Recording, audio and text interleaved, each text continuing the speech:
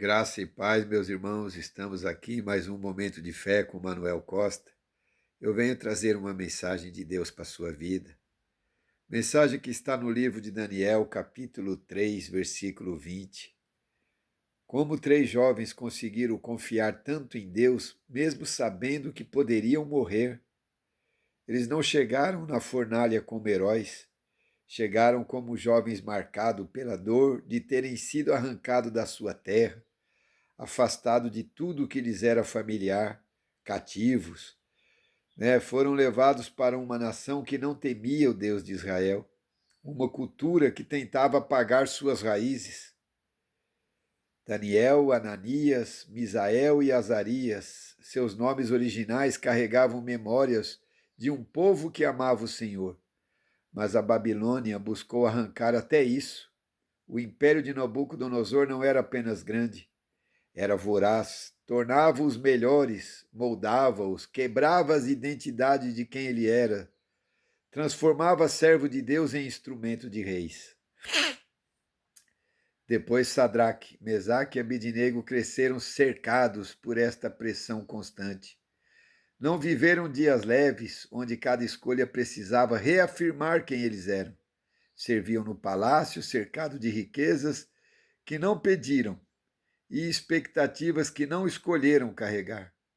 Comiam da mesa do rei, mas alimentavam a alma com a fé aprendida desde criança. Nunca abandonaram o Senhor. Babilônia tentou sufocar essa fé, mas ela cresceu ainda mais forte devido ao momento que eles passavam. A convicção deles era mais sólida do que os muros da cidade, mais profunda que qualquer poder terreno. Quando a estátua de ouro foi erguida, não foi apenas um ato político de um rei que não tinha Deus. Foi um ataque espiritual, um desafio direto à fidelidade daqueles que ainda ousavam amar o Deus verdadeiro. E a palavra diz: ao som dos instrumentos todos se prostem. Era uma ordem que exigia mais do que joelhos dobrados, exigia a rendição do coração deles. E eles sabiam que aquele instante definiria não apenas o futuro, mas o testemunho deles diante do céu e da terra. Eles ouviram o rugido da fornalha. Eles viam as chamas dançarem como sombras da morte convidando eles para entrarem. Sentiram medo de se aproximar porque eram humanos, mas havia dentro deles uma chama maior, uma certeza de que a Babilônia jamais poderia tocar. A vida pode acabar, mas a fidelidade não. E diante do rei disseram palavras que atravessaram séculos. O nosso Deus pode nos livrar, mas se não fizer, ainda assim não nos curvaremos diante da estátua. Esse, se não, é onde a fé se torna entrega total e real. É a linha que separa quem apenas acredita de quem conhece a Deus, porque existe uma diferença imensa de quem acredita em Deus e de quem realmente conhece a Deus.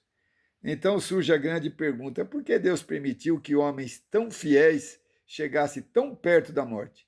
Por que não impediu o mal?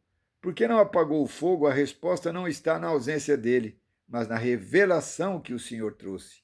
Às vezes Deus não nos livra da fornalha porque é dentro dela que ele esconde se manifestar de forma mais profunda. Ele poderia ter livrado antes da chama, mas preferiu livrar dentro delas. A fornalha não foi castigo, foi palco. Ali, diante de um império inteiro, Deus mostrou a sua presença. Não teme o fogo e não recua diante de ameaça, e não falha quando tudo parece estar perdido.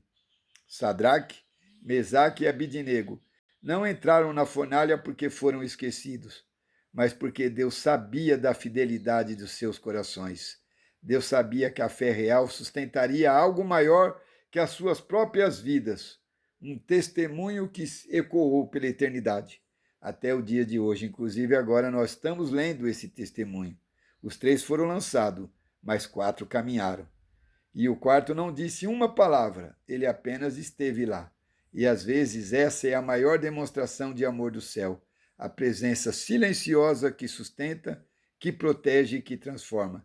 Eles saíram da fornalha e nem cheiro de fumaça tinha, porque o fogo que amassou destruí-los apenas queimou as cordas que os prendiam. E assim Deus mostrou que o sofrimento não define seus filhos, revela a liberdade que ele dá. E até hoje essa verdade ecoa como um chamado ao coração. Quando Deus permite a fornalha na sua vida, não é para te destruir, é porque Ele escolheu você. Ele escolheu te encontrar no único lugar onde o mundo inteiro verá que Ele nunca abandona os filhos dele, na fornalha.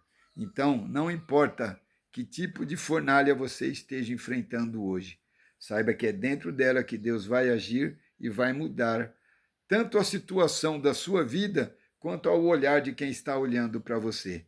De repente, estamos sendo dignos de pena, dignos de, de estar caído diante das pessoas, né? Nós estamos vivendo este momento, mas Deus quer mostrar o contrário. Então, é dentro da fornalha que Ele vai trabalhar na sua vida, na minha vida, em nome de Jesus. Amém. Vamos orar, Senhor, graças te damos por esse dia. Graças te damos por esta oportunidade, Senhor, porque aprendemos hoje que é dentro da fornalha que o Senhor vai atuar nas nossas vidas. É dentro da fornalha que o milagre acontece, a transformação, a verdadeira fé é demonstrada dentro da fornalha, Senhor. Quantos não estão hoje persistentes na sua fé? Quantos não estão hoje, Senhor, perseverando, porque sabe que o caminho é Jesus Cristo e é dentro da fornalha, muitas das vezes, onde nós seremos curados, transformados e receberemos o milagre.